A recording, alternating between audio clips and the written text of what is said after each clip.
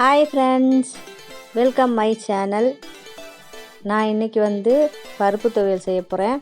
பருப்பு துவையல் சிம்பிளான ஒரு டிஷ் தான். ஆனால் இருந்தாலும் நான் அதை எதுக்கு போடுறேன் அப்படின்னா, அது கூட செய்ய தெரியாதவங்களுக்காக தான் இந்த வீடியோ நான் செஞ்சுருக்கேன்.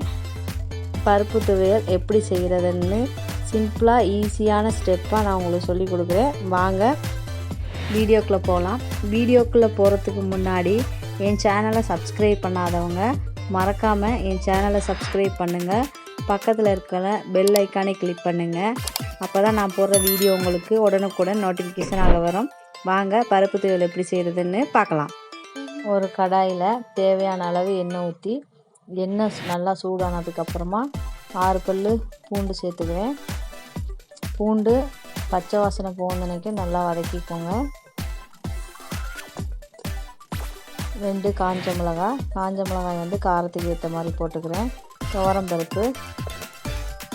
துவரம்பருப்பு கழுவி சுத்தம் பண்ணி அதை போட்டு இதில் சேர்த்துக்கிறேன். இது எல்லாத்தையும் சேர்த்து நல்லா வதக்கிக்கோங்க. 1/2 ஸ்பூன் மல்லி அதையும் சேர்த்து நல்லா வதக்கிக்கோங்க. புளி தேவையான அளவு,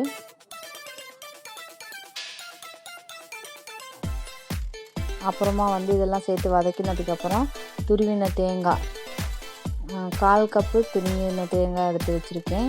அதையும் இதில் சேர்த்து நல்லா மிக்ஸ் பண்ணிக்கிறேங்க. இது எல்லாமே சேர்த்து நல்லா பொன்னிறமாக வருந்தனைக்கு நல்லா வதக்கிக்கிறேங்க.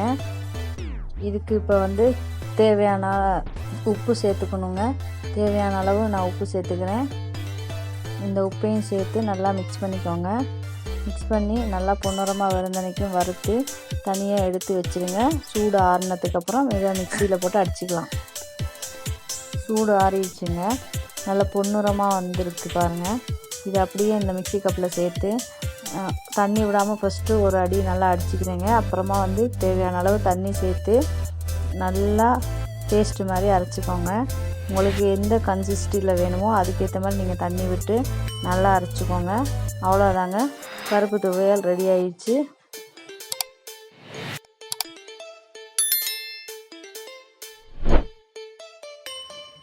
பாருங்கள், சூப்பராக ஒரு பருப்பு துவையல் ரெடி ஆயிடுச்சுங்க. ரொம்ப சிம்பிளான டிஷ்ஷு தாங்க.